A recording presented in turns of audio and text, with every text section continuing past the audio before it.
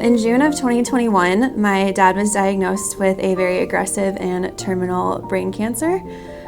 He had surgery to remove the very large brain tumor, and then he underwent physical therapy, speech therapy, and chemotherapy.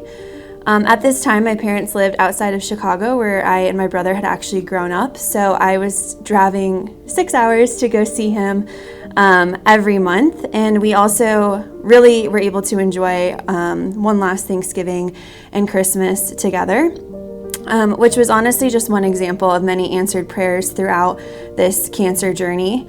However, in January of 2022, complications started to pop up, and on February 12th of 2022, I got the phone call from my mom. So I was out running errands. I went home, grabbed my brother, and we called her back. And she asked us to drive to Chicago right now and to bring funeral clothes. They kept him alive so that we could say our goodbyes. And while I had driven to Chicago so many times over the past year, this drive was very different. Parts of it I don't remember. Other things I really do remember. I know that there was moments of complete silence. I played some music sometimes. I cried. I prayed. A lot of my prayers were kind of two parts.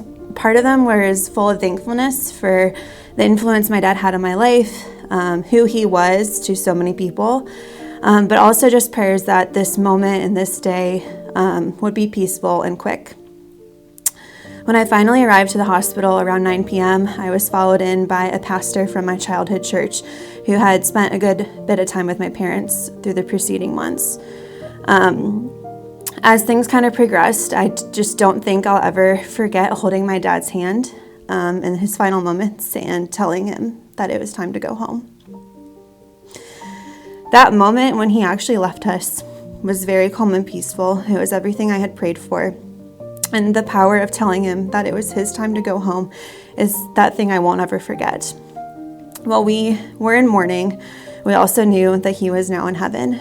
And without the death and the resurrection of Jesus and our joint belief in that, I don't think that moment could have been peaceful.